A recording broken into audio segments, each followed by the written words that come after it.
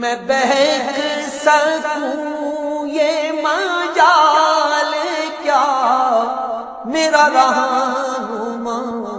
کوئی اور ہے۔ نحمدہ ونصلی علی رسولہ النبی الکریم الامین، اما بعد فاعوذ باللہ السمیع العلیم من الشیطان الرجیم، بسم اللہ الرحمن الرحیم۔ قال اللہ تبارک و تعالی فی القرآن الحکیم، ان اللہ وملائکتہ یصلون علی النبی یا ایہا الذین آمنوا صلوا علیہ وسلموا تسلیما۔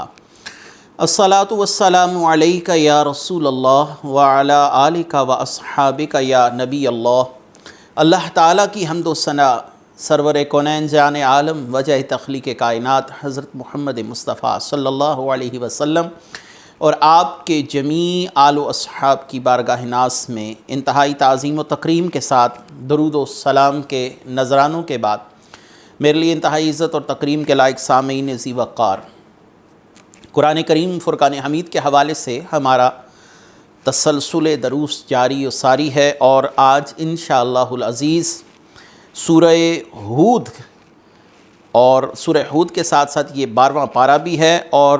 چوتھا رکوع ہے سورہ ہود کا بھی،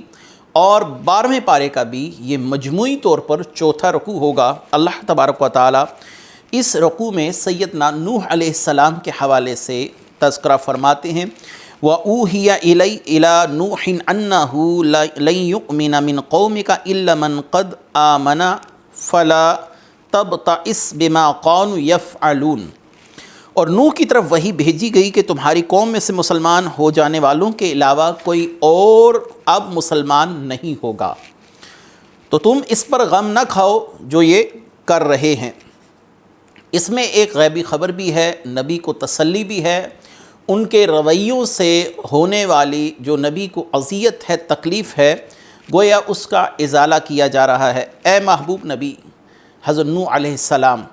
آپ کی قوم میں سے جتنے لوگوں نے ایمان لانا تھا وہ لا چکے، اس کے بعد اب مزید کوئی ایمان نہیں لائے گا۔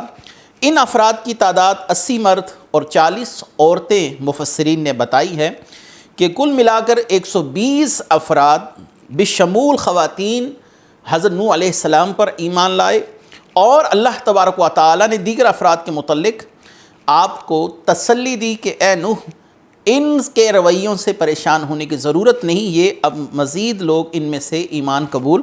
نہیں کریں گے، جو کر چکے ہیں بس وہی ہیں جو آپ کے اطاعت گزار رہیں گے، ان کے علاوہ اپنے کفر پر قائم رہیں گے۔ اور اس سے ضمناً یہ بات بھی پتہ چلتی ہے کہ حضرت نوح علیہ السلام نے ایک طویل عرصہ جو ان لوگوں کے لیے تبلیغ کا گزارا، تو آپ نے ہمت نہیں ہاری، اور اللہ تبارک و تعالی نے جب آپ سے فرما دیا کہ اے نوح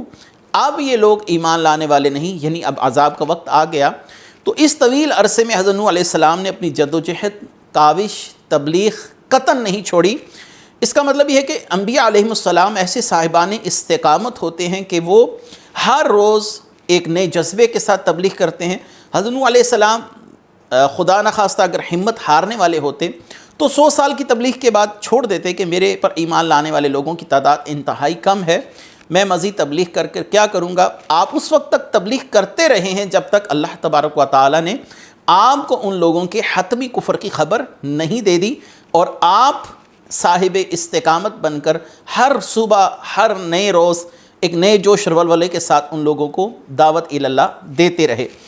اگلی آیت ہے وَاصْنَعِ الْفُلْكَ بِأَعْيُنِنَا وَوَحْيِنَا وَلَا تُخَاطِبْنِ فِي الَّذِينَ ظَلَمُوا إِنَّهُمْ مُغْرَقُونَ۔ اور ہمارے سامنے اور ہمارے حکم سے کشتی بناؤ، اور اب ظالموں کے بارے میں مجھ سے بات نہ کرنا، بے شک انہیں ضرور غرق کیا جائے گا۔ خبر دے دی گئی کہ انہیں ڈبو کے مارا جائے گا۔ وَاصْنَعِ الْفُلْكَ بِأَعْيُنِنَا وَوَحْيِنَا، اللہ تبارک و تعالی نے ایک فرشتہ بھیجا جس نے حضرت نوح علیہ السلام کی رہنمائی کی کہ آپ کو بتایا گیا کہ کشتی کیسی بنائی جائے گی اور اس کشتی کی لمبائی اور چوڑائی کیا ہوگی، بلکہ حضرت عیسیٰ علیہ السلام نے حضرت نوح علیہ السلام کے ایک بیٹے کو زندہ کیا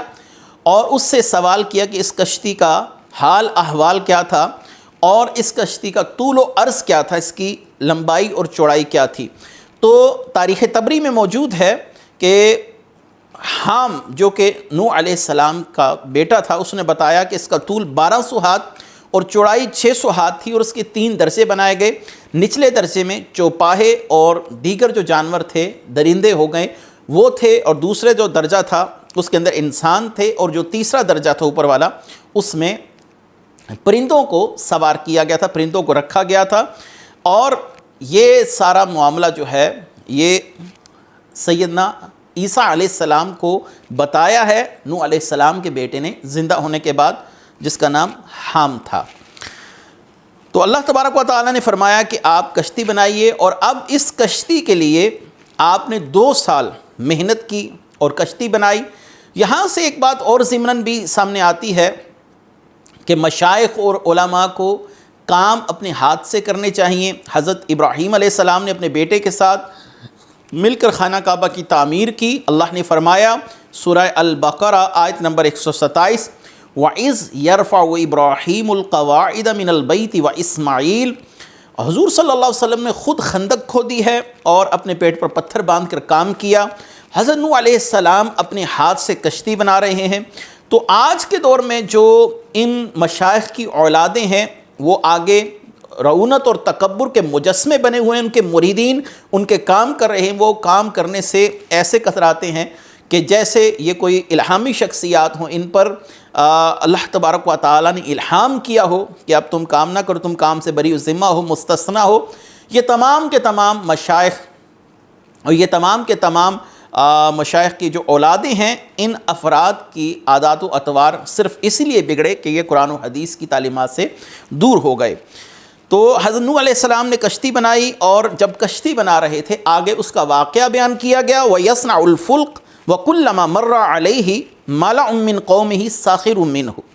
قَالَ إِن تَسْخَرُوا مِنَّا فَإِنَّا نَسْخَرُ مِنْكُمْ كَمَا تَسْخَرُونَ فَسَوْفَ تَعْلَمُونَ مَن يَأْتِيهِ عَذَابٌ يُخْزِيهِ وَيُحِلُّ عَلَيْهِ عَذَابٌ مُقِيمٌ۔ اور نوح کشتی بناتے رہے، ان کی قوم کے سرداروں میں سے جب کوئی ان کے پاس سے گزرتا تو ان کا مذاق اڑاتا۔ نوح علیہ السلام نے فرمایا اگر تم ہمارے اوپر ہنستے ہو تو ایک وقت آئے گا ہم بھی تم پر ایسے ہی ہنسیں گے جیسا کہ تم ہنستے ہو۔ ان قریب تمہیں پتہ چل جائے گا کہ کس پر وہ عذاب آتا ہے جو اسے ذلیل اور رسوا کر دے گا، اور کس پر ہمیشہ رہنے والا عذاب اترتا ہے۔ وَيَصْنَعُ الْفُلْكَ، نوح علیہ السلام کشتی بنا رہے تھے، اور جب کوئی سردار یا کفار کا کوئی فرد آپ کے پاس سے گزرتا تو حضرت نوح علیہ السلام سے سوال کرتے ہیں نوح یہ کیا ہے؟ تو آپ فرماتے ہیں یہ پانی پر تیرنے والا ایک مکان ہے، میں ایسا مکان بنا رہا ہوں جو پانی پر تیرے گا۔ وہ سن کر مذاق اڑاتے اور حضرت نوح علیہ السلام کی اس کیفیت پر اس لیے استہزاء اور مذاق کرتے کیونکہ حضرت نوح علیہ السلام جس جنگل میں کشتی بنا رہے تھے وہاں پر دور دور تک پانی کا کوئی اثر موجود نہ تھا۔ نتیجتاً اب صورتحال یہی ہے کہ انسانی عقل اور انسانی فطرت کا تقاضا ہے کہ وہ ایسے معاملات اور عجیب اور محیر العقول جو معاملات ہیں اس پر تعجب کا اظہار کرتا ہے۔ حضرت نوح علیہ السلام کے ساتھ بھی یہ لوگ یہی معاملہ کر رہے ہیں کہ جب پانی کا دور دور تک کوئی اثر ظاہر نہیں، اور پھر اتنی بڑی کشتی اتنے زیادہ پانی پر چلے گی اور اتنا زیادہ پانی درکار ہے،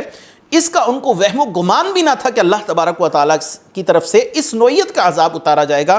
کہ زمین و آسمان سے پانی کھول دیا جائے گا اور پانی زمین پر موجود پہاڑوں کو بھی ڈبو کے رکھ دے گا اور یہ کشتی اس پانی کی سطح پر تیرے گی۔ تو حضرت نوح علیہ السلام سے استہزاء کرتے وہ کیا کہتے؟ اے نوح پہلے تم نبی تھے اب بڑھائی ہو گئے، یعنی اب تم نے لکڑی کا کام شروع کر دیا۔ حضرت نوح علیہ السلام نے فرمایا تم ہمارے ساتھ مذاق کرتے ہو، استہزاء کرتے ہو اور ہم پر ہنستے ہو، ایک وقت وہ آئے گا جب تم چیخو پکار کرو گے اور ہم تمہاری ان حالتوں پر ہنسیں گے کہ جو تمہارے معاملات اس وقت ہیں وہ میں دیکھ رہا ہوں۔ اور اس کشتی میں جیسا کہ میں نے پہلے عرض کیا 3 درجات بنا دیے گئے، اور مرد و عورت ایک درجے میں اور دوسرے حیوانات جو تھے چوپائے وہ ایک درجے میں اور پرندے جو تھے وہ اوپر والے درجے میں رکھے گئے۔ فَسَوْفَ تَعْلَمُونَ، ان قریب تمہیں پتہ چل جائے گا۔ اس آیت میں پہلے عذاب سے دنیا میں غرق ہونے کا عذاب مراد ہے، اور دوسرے عذاب سے مراد آخرت میں جہنم کا عذاب ہے جو کبھی ختم نہ ہوگا۔ جو حضرت نوح علیہ السلام نے کہا کہ یہ اب دیکھیں کہ وہ عذاب کس پر آتا ہے جس سے وہ ذلیل و رسوا ہو جائے گا، اور کس پر ہمیشہ رہنے والا عذاب اترتا ہے۔ تو جو ظاہری سی بات ہے کفر کی حالت میں مر گیا وہ ہمیشہ ہی عذاب میں مبتلا رہے گا۔ حتی اذا جاء امرنا وفارت التنور قلنا احمل فيها من كل زوجين اثنين واهلك الا من سبق عليه القول وما آمن معه الا قليل، یہاں تک کہ جب ہمارا حکم آیا اور تنور ابلنے لگا اور ہم نے فرمایا ہر جنس میں سے نر اور مادہ کا ایک جوڑا، اور جن پر عذاب کی بات پہلے طے ہو چکی ہے ان کے سوا اپنے گھر والوں کو اور اہل ایمان کو کشتی میں سوار کرو، ان کے ساتھ تھوڑے لوگ ہی ایمان لائے تھے۔ حتی اذا جاء امرنا، یہاں تک کہ جب ہمارا حکم آ گیا، یعنی عذاب کا معاملہ شروع ہو گیا اور ہلاکت کا وقت قریب آ گیا، تو حضرت نوح علیہ السلام کو جو علامت بیان کی گئی تھی کہ جو تنور ہے اس میں سے چشمہ نکلنا شروع ہو جائے گا، اس تندور سے مراد جس میں روٹیاں لگائی جاتی ہیں کہ وہ خاص تنور ہے یا وہ تنور ہے جو عمومی طور پر اس شہر میں یا ان علاقوں میں پائے جاتے تھے، اس پر مفسرین کا اختلاف ہے۔ بہرحال حضرت نوح علیہ السلام نے اس کو علامات سے جان لیا کہ پانی ابلنا شروع ہو چکا ہے، اور یہ نشانی ہے اس عذاب کی جس کا رب کریم نے وعدہ کیا ہے۔ تو آپ نے کیا کیا؟ آپ نے ہر جنس میں سے نر اور مادہ کا ایک جوڑا لیا۔ جب حضرت نوح علیہ السلام نے نشانیاں دیکھی تو آپ نے جانوروں میں سے ہر جنس کا ایک ایک جوڑا لیا، اور امام حسن بصری فرماتے ہیں حضرت نوح علیہ السلام نے اپنے ساتھ ان تمام جانوروں کا ایک ایک جوڑا کشتی میں سوار کر لیا جو بچے جنتے ہیں، جو انڈے دیتے ہیں، اور آپ نے اس سارے معاملے کو اللہ تعالیٰ کے حکم سے اتنی سرعت رفتاری کے ساتھ کیا کہ وہ لوگ اس بات کا اندازہ ہی نہ کر سکے کہ ہمارے ساتھ کیا ہونے جا رہا ہے۔ اور اللہ تبارک و تعالیٰ نے حضرت نوح علیہ السلام کو اپنے اہل خانہ کو بھی اس کشتی میں سوار کرنے کا حکم دیا، لیکن وہ افراد نہیں جن پر عذاب کا حکم آ چکا، یعنی جنہوں نے آپ کی اطاعت نہ کی، آپ کی بات نہ مانی۔ وہ آپ کی زوجہ تھی اور آپ کا بیٹا کنعان تھا۔ حضرت نوح علیہ السلام کے اہل خانہ میں سے کل 7 افراد تھے۔ ان کے 3 بیٹے سام، حام اور یافس، اور ان تینوں کی بیویاں جن پر پہلے بات طے ہو چکی، یعنی ان پر عذاب آئے گا۔ اس سے مراد حضرت نوح علیہ السلام کی بیوی واعلہ جو ایمان نہ لائی تھی، اور ان کا بیٹا کنعان، اللہ نے ان کے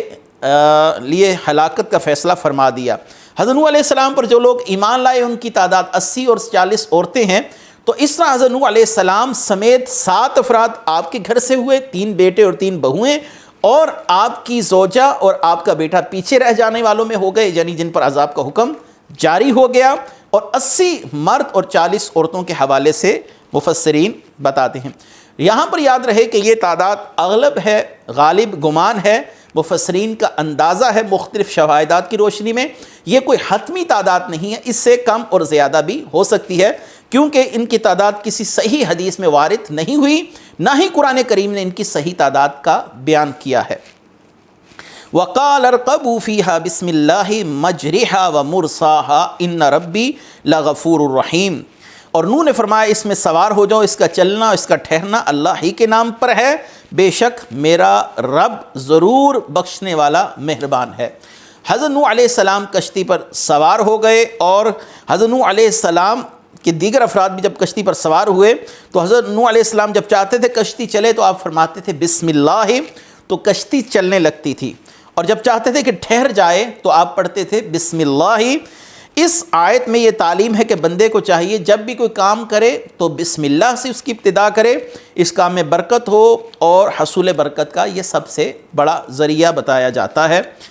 احادیث مبارکہ میں۔ نبی کریم صلی اللہ علیہ وآلہ وسلم کی بھی عادت مبارکہ تھی کہ جب آپ سواری پر سوار ہوتے تو اللہ تعالیٰ کا نام لیتے، سبحان الذی سخر لنا ھذا ما کنا لہ مقرنین وانا الی ربنا لمنقلبون۔ اس کے بعد اگلی آیت مبارکہ ہے وَهِيَ تَجْرِي بِهِم مِّن مَوْجٍ كَالْجِبَالِ وَنَادَى نُوحٌ ابْنَهُ وَقَالَ فِي مَعْزِلٍ يَا بُنَيَّ ارْكَبْ مَعَنَا وَلَا تَكُن مَعَ الْكَافِرِينَ، اور وہ کشتی نے پہاڑ جیسی موجوں کے درمیان لے کر چل رہی تھی۔ نوح علیہ السلام نے اپنے بیٹے کو پکارا، اور وہ اس کشتی سے باہر ایک کنارے پر تھا، اور فرمایا میرے بیٹے تو ہمارے ساتھ سوار ہو جا، کافروں کے ساتھ نہ ہونا۔ کشتی انہیں پہاڑ جیسی موجوں کے درمیان لے کر چل رہی، یعنی پہاڑ جیسی موجیں، اتنی بلند اس پانی کی موجیں بن رہی تھیں جیسے بڑے بڑے پہاڑ ہوتے ہیں، اور وہ تھپیڑے جو تھے وہ کشتی کو آگے لے کر چل رہے تھے۔ حضرت نوح علیہ السلام کی قوم پر عذاب نازل ہوا تو 40 دن آسمان سے بھی پانی برستا رہا، 40 دن زمین سے بھی جو پانی ہے وہ نکلتا رہا، ابلتا رہا، پانی پہاڑوں سے اونچا ہو گیا، یہاں تک کہ ہر چیز اس میں ڈوب گئی، اور ہر چیز ڈوب گئی اور پہاڑ تک اس میں غائب ہو گئے۔ حضرت نوح علیہ السلام کا بیٹا کنعان اس کشتی سے باہر ایک کنارے پر تھا، یعنی کسی پہاڑ کی چوٹی پر تھا۔ حضرت نوح علیہ السلام نے پکارا میرے بیٹے تو ہمارے ساتھ کشتی میں سوار ہو جا اور محروم رہنے والوں میں نہ ہونا، یعنی کفار کی صحبت نے تجھے خراب کر دیا، تو کفار کے ساتھ رہنے والوں میں اگر ہو گیا تو تو تباہ و برباد ہو جائے گا۔ یہاں پر ایک بات ضمناً یہ میں ضرور عرض کروں گا کہ صحبت انسان کو بہت زیادہ اثر انداز ہونے والی چیز ہے انسان پر۔ اصحاب کہف کا کتا ان کی صحبت میں رہا تو وہ صاحب فضیلت ہوا، اس کا ذکر اللہ نے قرآن میں کیا، اور وہ ان انعامات میں حصے دار ٹھہرا جو اولیاء کرام پر اللہ تعالیٰ کی طرف سے آ رہے تھے۔ اور حضرت نوح علیہ السلام کا بیٹا باوجود یہ کہ ایک نبی کا بیٹا ہے لیکن بروں کی صحبت میں بیٹھا تو اللہ تبارک و تعالیٰ کے عذاب کا نشانہ بن گیا۔ تو حضرت نوح علیہ السلام کا بیٹا منافق تھا، اپنے آپ کو مسلمان ظاہر کرتا تھا، اور حضرت نوح علیہ السلام سے اللہ کا وعدہ تھا کہ آپ کے گھر والوں کو امان دی جائے گی، تو اس لیے حضرت نوح علیہ السلام اس کے حوالے سے یہ بات فرما رہے ہیں کہ اے بیٹا آ جا کشتی میں۔ اگر آپ کو اس بات کا حتمی اور قطعی علم ہوتا یہ کافر ہے تو آپ یہ بات قطعاً نہ فرماتے۔ اس نے اصل میں اپنا باطنی کفر ظاہر نہ کیا تھا، ایسے ہی لکھا ہے امام ماتوریدی نے تاویلات اہل السنہ کے اندر۔ آگے ہیں قال سآوی الی جبل یعصمنی من الماء قال لا عاصم اليوم من امر اللہ الا من رحم وحال بینہم الموج فکان من المغرقین۔ بیٹے نے کہا میں ابھی کسی پہاڑ کی پناہ لے لیتا ہوں، وہ مجھے پانی سے بچا لے گا۔ حضرت نوح علیہ السلام نے فرمایا آج اللہ کے عذاب سے کوئی بچانے والا نہیں مگر وہی بچے گا جس پر وہ رحم کرے، اور ان کے درمیان میں لہر حائل ہو گئی، وہ بھی غرق کیے جانے والوں میں سے ہو گیا۔ حضرت نوح علیہ السلام نے جب پکارا تو بیٹے نے آگے سے خود کو بھی تسلی دے رہا ہے اور اپنے والد کی ابھی بھی نافرمانی کر رہا ہے کہ میں بچ جاؤں گا، کسی پہاڑ کی چوٹی پر چڑھ جاؤں گا، پانی وہاں تک نہیں پہنچے گا، لیکن اللہ تبارک و تعالیٰ کے حکم سے پانی کے تھپیڑوں نے اسے بھی پانی میں ڈبو کر ہلاک کر دیا۔ ایک لہر ہے جو حضرت نوح علیہ السلام اور ان کے بیٹے کے درمیان حائل ہو گئی۔ وقیل یا ارض ابلعی ماءک ویا سماء اقلعی وغید الماء وقضی الامر واستوت علی الجودی وقیل بعدا للقوم الظالمین۔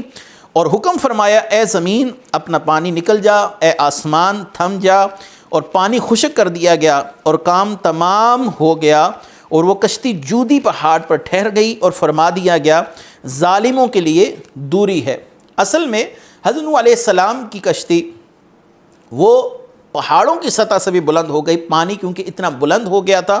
اور جب پھر پانی نے تھمنا شروع کیا اللہ تبارک و تعالیٰ نے آسمان کو حکم دیا کہ اپنے پانی کو روک لے، زمین کو حکم دیا کہ اپنے پانی کو روک لے، یعنی جو نکل رہا تھا، تو کشتی 6 مہینے زمین میں گھوم کر جودی پہاڑ پر ٹھہر گئی۔ یہ پہاڑ موصل میں موجود ہے۔ اچھا، اس پہاڑ کا ذکر جو ہے وہ انجیل کے اندر بھی موجود ہے، اور اس کا نام انجیل کے اندر ارارات ہے۔ ارارات جو پہاڑ ہے اس کا تذکرہ کتاب پیدائش باب 8 ہے، آیت نمبر 4 ہے، جو مطبوعہ ہے بائبل سوسائٹی پاکستان کی جو بائبل چھپی ہوئی، میں اس کے حوالے سے آپ کو بتا رہا ہوں کہ بائبل میں اس کا نام ارارات ہے اور ہماری قرآن میں اس کا نام جودی ہے۔ اور اس پہاڑ کا جو نقشہ بتایا جاتا ہے یہ عراق اور ترکی کی سطح پر واقع ہے، اور آج بھی ارارات کے قریب ایک بستی سامانین موجود ہے، اور وہاں کے لوگوں کا خیال ہے کہ ارارات کے پہاڑی سلسلوں کی چوٹیوں پر ہزاروں برس سے برف جمی ہوئی ہے، اور برف کے نیچے حضرت نوح علیہ السلام کی کشتی جو ہے وہ موجود ہے۔ حضرت نوح علیہ السلام کی یہ کشتی 10 محرم یعنی عاشورہ کے دن یہ جودی پہاڑ پر آ کر ٹھہری، اور 10ویں رجب کو وہ اس میں بیٹھے تھے، اور بعض مفسرین نے لکھا یہ 1 رجب کا واقعہ ہے جب آپ کشتی میں بیٹھے تھے۔ تو آپ جب 10 محرم کو اس پہاڑ پر جلوہ افروز ہوئے، اس کشتی سے اترے، تو آپ نے بطور شکرانہ روزہ رکھنے کا حکم دیا۔ رسول اللہ صلی اللہ علیہ وسلم بھی اپنی ولادت کے حوالے سے ہر سوموار کو روزہ رکھتے تھے۔ اس سے معلوم ہوا کہ اللہ تبارک و تعالیٰ کے شکر ادا کرنے کا یہ بھی طریقہ ہے کہ اس کی عبادت کی جائے۔ یہ نہیں ہے کہ میلاد کے دن آپ ڈھول باجے ہوں، غیر شرعی افعال ہوں وہ کریں۔ رسول اللہ صلی اللہ علیہ وآلہ وسلم کی نعتیں پڑھی جائیں، یہ بھی عبادت ہے۔ لوگوں کو کھانا کھلایا جائے، یہ بھی عبادت ہے۔ یہ تمام کے تمام معاملات عبادات میں ہی شمار ہوتے ہیں۔ وَنَادَى نُوحٌ رَبَّهُ فَقَالَ رَبِّ إِنَّ ابْنِي مِنْ أَهْلِي وَإِنْ وَعَدَكَ الْحَقُّ وَأَنْتَ أَحْكَمُ الْحَاكِمِينَ۔ اور نوح علیہ السلام نے اپنے رب کو پکارا تو عرض کی، اے میرے رب، میرا بیٹا بھی تو میرے گھر والوں میں سے ہے، بے شک تیرا وعدہ سچا اور تو سب سے بڑا حاکم ہے۔ چونکہ حضرت نوح علیہ السلام کا بیٹا میں پہلے عرض کر چکا، کنعان منافق تھا اور آپ کے سامنے اپنے آپ کو مومن ظاہر کرتا تھا۔ اگر وہ اپنا کفر ظاہر کر دیتا تو حضرت نوح علیہ السلام اس کے لیے قطعاً بھی نجات کی دعا نہ کرتے۔ یہ جو حضرت نوح علیہ السلام اللہ تعالیٰ سے کہہ رہے ہیں کہ اے اللہ، میرا بیٹا بھی تو میرے گھر والوں میں سے تھا، اگلی آیت میں اس کا جواب دے دیا گیا، وَقَالَ يَا نُوحُ إِنَّهُ لَيْسَ مِنْ أَهْلِكَ إِنَّهُ عَمَلٌ غَيْرُ صَالِحٍ فَلَا تَسْأَلْنِي مَا لَيْسَ لَكَ بِهِ عِلْمٌ إِنِّي أَعِظُّكَ أَن تَكُونَ مِنَ الْجَاهِلِينَ۔ اے نوح، بے شک وہ تیرے گھر والوں میں سے ہرگز نہیں، بے شک اس کا عمل اچھا نہیں، بس تم مجھ سے اس کا سوال نہ کرو جس کا تمہیں علم نہیں، میں تمہیں نصیحت فرماتا ہوں تو ان لوگوں میں سے نہ ہو جو جانتے نہیں۔ اس سے مراد یہ ہے کہ اے نوح، اس بیٹے نے آپ کی اطاعت نہیں کی، اس کے عمل صالح نہیں تھے، اس کو ایمان کی دولت ہی نصیب نہیں ہوئی، اس لیے آپ کی نسبت اس کو فائدہ نہیں دیا۔ تو معلوم ہوا کہ نجات کا دار و مدار صرف نسبی قرابت پر نہیں ہے، نجات کا دار و مدار جو ہے وہ اس کی شرط اول ایمان ہے۔ اگر ایمان نہیں ہے تو آپ کو کسی کی اولاد ہونا بھی فائدہ نہیں دے گا۔ تو کنعان کو حضرت نوح علیہ السلام سے نسبی قرابت نے کوئی فائدہ نہ دیا۔ کیوں؟ اور وہ لوگ فائدہ لے گئے جن کو دینی قرابت حاصل تھی، وہ 80 افراد اور 40 عورتیں جو کشتی میں بیٹھے، ان کا حضرت نوح علیہ السلام سے کوئی نسبی تعلق نہیں۔ جس سے نسبی تعلق ہے اس کے پاس ایمان نہیں، تو اس وجہ سے وہ نقصان اٹھانے والوں میں ہو گیا۔ انہ عمل غیر صالح سے مراد یہ ہے کہ آپ کے بیٹے کے عمل صالح نہیں، یعنی وہ شرک میں مبتلا ہوا اور وہ اللہ تبارک و تعالی کو ماننے والا نہ تھا۔ تو یاد رکھیے، اس سوال سے منصب نبوت پر کوئی حرج واقع نہیں ہوتا، کیونکہ نوح علیہ السلام نے اپنے بیٹے کے اظہار اسلام کی وجہ سے اسے مسلمان سمجھا اور اس کے لیے دعا کی اللہ تبارک و تعالیٰ اسے نجات دے، اور اللہ تعالیٰ سے کہا یا اللہ میرا بیٹا میرے اہل میں سے تھا، تو اللہ تبارک و تعالیٰ نے فرمایا فَلَا تَسْأَلْنِ مَا لَيْسَ لَكَ بِهِ عِلْمٌ، آپ اس بات کے متعلق سوال نہ کریں جس کا آپ کو علم نہیں۔ آپ کو نصیحت کی جاتی ہے کہ آپ ان لوگوں میں سے نہ ہوں جو نہیں جانتے۔ اللہ تعالیٰ نے حضرت نوح علیہ السلام سے انتہائی نرمی اور شفقت کا اظہار فرمایا۔ حضرت نوح علیہ السلام کا مقام بہت بلند ہے کہ آپ کو بتایا گیا کہ آپ کے شایع نشان یہ نہیں کہ آپ صرف اسی کی نجات کا مطالبہ اور شفاعت فرمائیں جس کے بارے میں نجات کی امید ہے، بلکہ وہ لوگ جن کے بارے میں آپ نہیں جانتے ان کے بارے میں بھی شفاعت قبول کی جائے گی یا نہیں، تو ان کی نجات کے بارے میں آپ کا سوال کرنا آپ کے مقام و مرتبے کے لائق نہیں ہے۔ قال رب انی اعوذ بک ان اسألک ما لیس لی بہ علم والا تغفر لی وترحمنی اکن من الخاسرین۔ عرض کیا میرے رب، میں تیری پناہ چاہتا ہوں کہ تجھ سے وہ چیز مانگوں جس کا مجھے علم نہیں، تو اگر تو نے میری مغفرت نہ فرمائی اور مجھ پر رحم نہ فرمایا تو میں نقصان اٹھانے والوں میں سے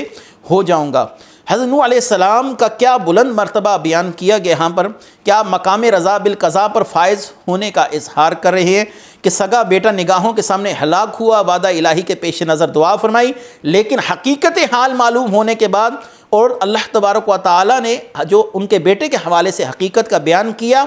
اس کے بیان سننے کے بعد آپ فوراً ہی اللہ تبارک و تعالیٰ کی بارگاہ میں عجز اور انکساری کا اظہار کر رہے ہیں۔ سبحان اللہ، اللہ تعالیٰ نے انبیاء علیہ السلام کو کتنا بلند مرتبہ عطا فرمایا ہے کہ اللہ تبارک و تعالیٰ سے آپ نے اس کی نجات کا اسی وقت سوال کیا کیونکہ آپ پر اس کا ایمان ظاہر نہ تھا، اس کی منافقت کا معاملہ تھا، لیکن جب اللہ کی طرف سے ظاہر ہو گیا تو آپ نے اللہ تبارک و تعالیٰ کی بارگاہ میں عجز و انکساری کا اظہار کیا۔ یہ حضرت نوح علیہ السلام کا کوئی گناہ نہیں ہے کہ آپ اس پر دعائے مغفرت کر رہے ہیں۔ حضرت آدم علیہ السلام بھی اللہ نے قرآن میں فرمایا وَلَمْ نَجِدْ لَهُ عَزْمًا، حضرت آدم علیہ السلام کا کوئی قصد نہیں تھا، فنسیہ، آپ بھول گئے تھے، اس کے باوجود بھی آپ اپنے اس عمل پر 300 سال تک اللہ کی بارگاہ میں گریہ فرماتے رہے، حالانکہ بھول چوک اللہ کی بارگاہ میں معاف ہے۔ اگر کوئی شخص بھول کر پانی پی جائے تو اللہ تبارک و تعالیٰ کی بارگاہ سے اس کے لیے یہ معاملہ ہے کہ اس کا روزہ نہیں ٹوٹے گا۔ لیکن انبیاء علیہ السلام کا مقام چونکہ بلند ہے تو اس مقام کے تقاضے بھی یہ ہیں۔ وَقِيلَ يَا نُوحُ بِسَلَامٍ مِنَّا وَبَرَكَاتٍ عَلَيْكَ وَعَلَىٰ أُمَمٍ مِّمَّن مَّعَكَ وَأُمَمٌ سَنُمَتِّعُهُمْ ثُمَّ يَمُسُّهُم مِّنَّا عَذَابٌ عَلِيمٌ۔ فرمایا گیا اے نوح ہماری طرف سے اس سلامتی اور برکتوں کے ساتھ کشتی سے اترو جو تم پر اور تمہارے ساتھیوں کی جماعتوں پر ہیں، اور کچھ جماعتیں ایسی ہیں جنہیں ہم فائدہ دیں گے، پھر انہیں ہماری طرف سے دردناک عذاب پہنچے گا۔ اس آیت مبارکہ میں مذکورہ سلامتی میں قیامت تک آنے والے ہر مومن اور مرد اور عورت کو داخل کیا گیا، اور برکتوں سے حضرت نوح علیہ السلام کی ذریت اور آپ کی پیروی کرنے والوں کی اکثریت مراد ہے کہ بکثرت انبیاء اور ائمہ دین آپ کی نسل مبارک سے پیدا ہوں گے۔ یہاں پر جو فرمایا گیا یہ برکات جو تم پر اور تمہارے ساتھیوں کی جماعتوں پر ہیں، اس کے متعلق تابعین اور بعد میں تبع تابعین یا علماء کرام کی تفسیر یہ ہے کہ ان جماعتوں میں قیامت تک ہونے والا ہر ایک مومن داخل ہے۔ اس آیت میں قیامت تک آنے والے مومنین کے ساتھ برکتوں کا وعدہ کر دیا گیا ہے۔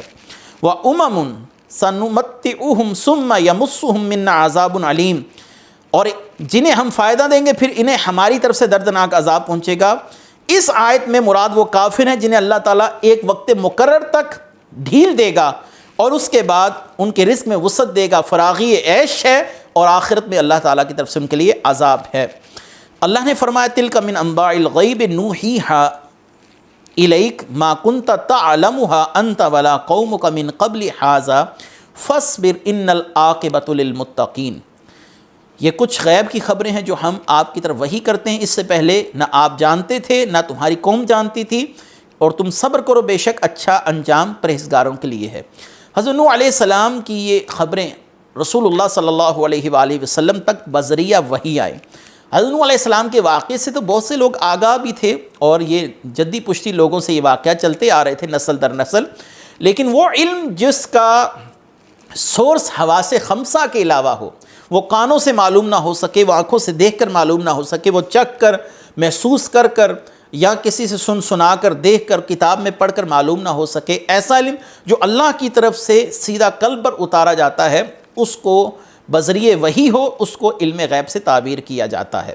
غیب کی یہ تعریف نہیں ہے کہ ایک کو پتہ نہ ہو اور دوسرے کو پتہ ہو۔ یہاں پر دیکھیے کہ حضرت نوح علیہ السلام کا واقعہ بہت سے لوگوں کو پتہ ہے، لیکن اللہ تعالیٰ نے فرمایا تِلْکَ مِنْ أَنْبَاءِ الْغَيْبِ نُوحِیہَا إِلَيْکَ، یہ غیب کی خبریں ہیں۔ تو اس کا مطلب یہ ہوا کہ ہم نے یہ تمام واقعہ آپ کو بذریعہ وحی بتایا ہے، اس سے پہلے آپ قصداً آپ اٹکل پچو سے یہ واقعہ نہیں جانتے تھے، آپ اندازے سے نہیں جانتے تھے۔ یہ اس بات کی دلیل ہے کہ قرآن کریم اللہ تعالیٰ کا نازل کردہ کلام ہے۔ اللہ تبارک و تعالیٰ ہمیں اپنے محبوب کریم صلی اللہ علیہ وسلم کی کامل اتباع کی توفیق مرحمت فرمائے۔ وآخر دعوانا ان الحمد للہ رب العالمین۔ میں بہک سکوں یہ مجال کیا میرا رہنما